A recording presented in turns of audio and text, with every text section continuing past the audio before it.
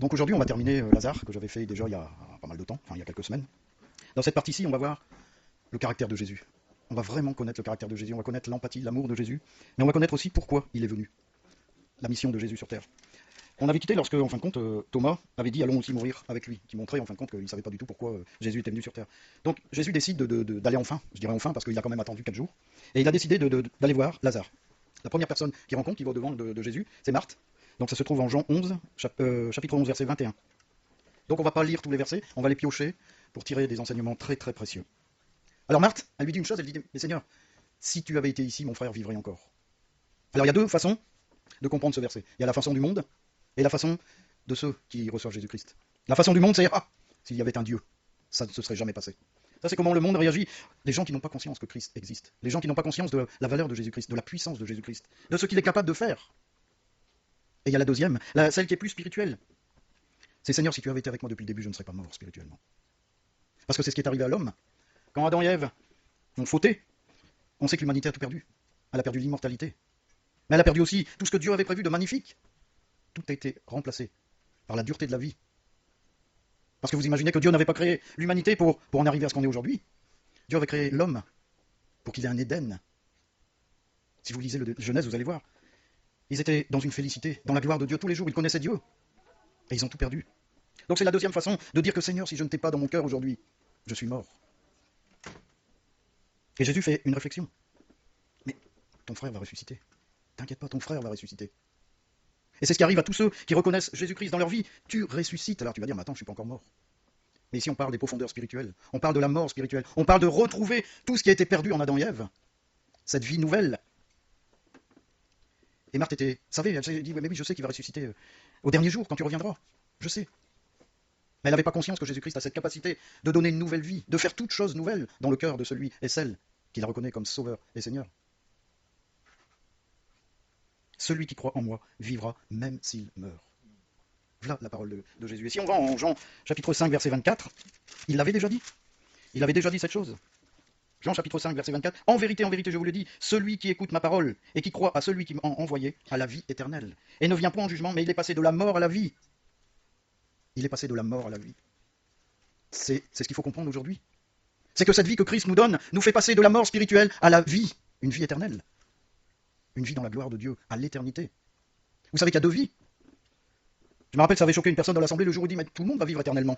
Tout le monde. Tout le monde. Ça n'a rien à voir avec la chanson qui disait, tout le monde va aller au paradis. Mais tout le monde va vivre éternellement. Les uns vivront dans les tourments éternels, mais les autres vivront dans la gloire de Dieu, éternellement. Mais quand on prend conscience de ces choses, on comprend pourquoi Christ dit, je suis la résurrection et la vie. Je viens. Et c'est comme s'il disait à Marthe, je viens pour te donner la vie. Je viens pour donner la vie à ton frère. Et si tu crois à cela, tu vivras. Est-ce qu'on croit à cela ce matin? Est-ce qu'on croit à cette parole de Jésus qui dit, crois en moi. Crois à cette œuvre que j'ai faite à la croix. Je suis mort et ressuscité pour le pardon de tes péchés. Est-ce que tu y crois ce matin? Et elle dit la même chose que Pierre a dite. Oui, Seigneur, je crois que tu es le Christ, le Fils de Dieu, qui devait venir dans le monde. Le Saint-Esprit lui parle à ce moment-là, et lui ouvre l'intelligence pour reconnaître qui est Jésus-Christ. On a besoin de ça aujourd'hui dans ce monde. On a besoin d'avoir l'intelligence ouverte pour comprendre qui est Jésus-Christ. Il est venu pour apporter la paix dans nos cœurs. Il est venu pour apporter la vie dans nos cœurs. Mais combien le refusent? Parce que le monde est tellement beau. Parce qu'on a tellement le droit dans ce monde. Mais regardez, ce monde, il est esclave de lui-même. Tous les gens qui se disent libres, je suis libre parce que je peux faire ce que je veux, et quand ils font ce qu'ils veulent, ils sont prisonniers de ce qu'ils veulent. Ils sont enchaînés à ce monde. La liberté en Christ, c'est justement de ne pas faire ce qu'on veut, mais de faire ce que Dieu veut. Et c'est le salut pour notre vie. Vous avez Marc qui lui fait cette réflexion, et Marie va lui faire exactement la même réflexion. Exactement la même. Si tu avais été là, mon frère ne serait pas mort. Est-ce qu'on a cette certitude de ça dans notre cœur ce matin, de savoir que j'ai Christ en moi et je ne mourrai jamais? Normalement, c'est cette espérance que Jésus met dans nos vies, dans notre cœur. De savoir que même si la mort physique vient, et elle va venir, parce que Lazare, il a été ressuscité, mais il est mort peut-être 15-20 ans après. Il est mort quand même. Nous, c'est ce qui va nous arriver. On va mourir physiquement, mais notre âme va monter avec le Seigneur. Est-ce qu'on a cette espérance ce matin? Ou est-ce que notre cœur brûle pour ce monde?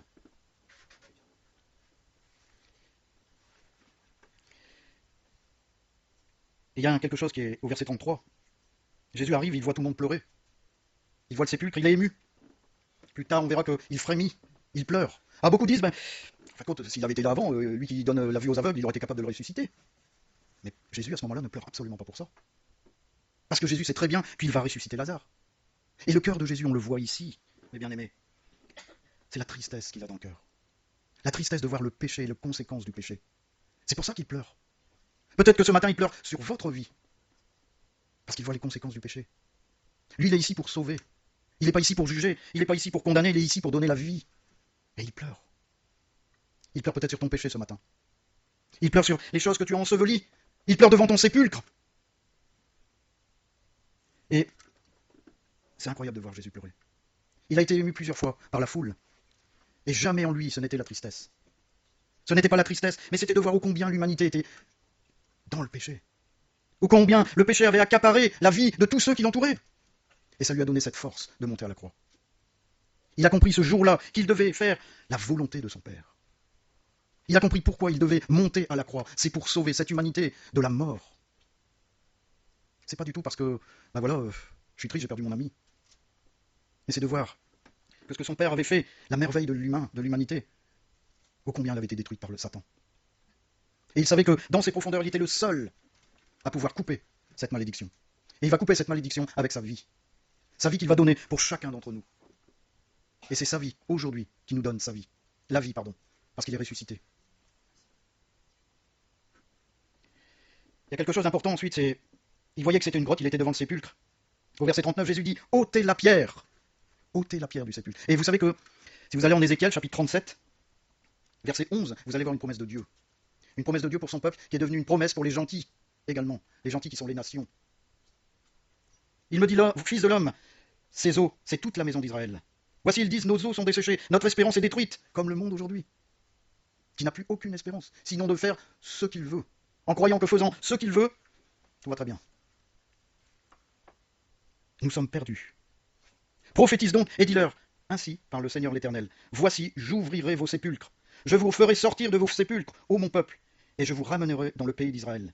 Et vous saurez que je suis l'Éternel lorsque j'ouvrirai vos sépulcres et que je vous ferai sortir de vos sépulcres, ô mon peuple. Ce matin, Jésus vient dans ta vie pour ouvrir le sépulcre. Et le sépulcre, c'est l'endroit où tu as mis le péché, ce péché dont tu ne peux te détacher, et tu as roulé la pierre devant. Et aujourd'hui, tu es incapable d'ouvrir et de faire rouler cette pierre. Jésus seul peut le faire. Et cette promesse se réalise parce qu'elle a été donnée par Dieu lui-même. Certes, en Ézéchiel, il s'adressait au peuple d'Israël, mais aujourd'hui, il s'adresse aux gentils au travers de Jésus-Christ, à toutes les nations, à tous ceux qui entendent la parole de Dieu. Je suis venu pour ouvrir ton sépulcre, je suis venu pour te libérer. Et c'est l'odeur. Quand le sépulcre est ouvert, c'est cette odeur épouvantable de la mort. On ne sent pas, c'est sûr, ça se sent pas. Vous allez dans le monde, vous ne sentez pas l'odeur du péché. Mais spirituellement, on la voit. Spirituellement, on voit le péché. Spirituellement, on voit la chute de l'homme. Spirituellement, on voit jusqu'où ça va aller, on le sait jusqu'où ça va aller. Jusqu'à Sodome et Gomorrhe. Pire, comme dit les textes eschatologiques, pire que Sodome et Gomorrhe. Quand on a cette vision spirituelle, on voit les choses. Et c'est là où on doit réagir. C'est Seigneur, ouvre mon sépulcre. Si tu sais ce matin que tu as dans ta vie un sépulcre, demande à Christ d'ouvrir ce sépulcre. Demande à Christ de rouler la pierre. Et que l'odeur qui est en toi puisse sortir. Parce que l'odeur ne dérange pas Jésus. Il est venu pour ça. Il est venu pour être confronté à toutes les choses que tu as enfermées dans ton cœur. Et qui aujourd'hui t'ont fait mourir. Et bien sûr, suite à la réflexion de Marc qui lui disait, mais il sent déjà, ça fait déjà 4 jours qu'il est enfermé. Jésus lui répète, mais ne t'ai-je pas dit, si tu crois, tu verras la gloire de Dieu. Si tu crois ce matin à cette parole de Christ, qui est venu pour te sauver, pour ôter le péché de ta vie, tu vas voir la gloire de Dieu entrer dans ta vie. Ta vie sera changée. Et on va le voir vers la fin, ça ne sera plus la même. Donc ils ont ôté la pierre. Et là Jésus fait quelque chose de merveilleux. Il fait quelque chose qu'il fait aujourd'hui même pour chacun d'entre nous. Il intercède auprès du Père. Jésus leva les yeux en haut et dit, Père, je te rends grâce de ce que tu m'as exaucé. Il sait déjà que Dieu l'a exaucé. Il sait déjà que Dieu va l'exaucer dans votre vie. Pour moi, je savais que tu m'exauces toujours, mais j'ai parlé à cause de la foule qui m'entoure, afin qu'ils croient que c'est toi qui m'as envoyé. Est-ce qu'on sait que c'est Dieu qui a donné son Fils pour chacun d'entre nous? Est-ce qu'on le sait dans nos profondeurs? Le mardi, j'ai commencé une étude sur l'Église en disant pourquoi on vient à l'Église le dimanche. Et j'ai demandé de garder cette question pendant toute l'étude sur l'Église. Pourquoi on vient à l'Église le dimanche? La question, je peux vous la poser aujourd'hui. Pourquoi vous êtes chrétien? Pourquoi vous êtes ici ce matin? Pourquoi vous ouvrez la Bible? Est-ce que vous êtes sûr que le message de Dieu, j'ai donné mon Fils pour toi, est dans vos profondeurs? Parce que si ce message est dans votre cœur, Sophie l'a dit tout à l'heure, tout le reste vous allez jeter. Christ va devenir la pierre angulaire de votre vie. Parce que vous savez que Christ est lui qui tient votre vie dans sa main. Parce que vous savez que sans lui, vous allez retomber, et chacun retombe. Chacun retourne là où on a vomi. Si on en détourne ne serait-ce que quelques instants les yeux de Jésus-Christ, on revient vite. Parce qu'on a vomi. Il faut rester au contact de Jésus-Christ. Et Christ a ce rôle auprès de Dieu, c'est il intercède pour chacun d'entre nous. Et je glorifie le Seigneur qui permet ces choses-là. Parce que personne n'est au-dessus de Dieu. Et même si on est droit aujourd'hui, il faut faire attention de ne pas tomber. Et gloire à Dieu, Jésus-Christ est notre avocat auprès du Père. Et c'est à cet instant, lorsqu'il a prié, qu'il crie « Lazare, sors !» Alors mettez votre prénom à la place de Lazare. Mettez votre prénom. J'ai fait peur.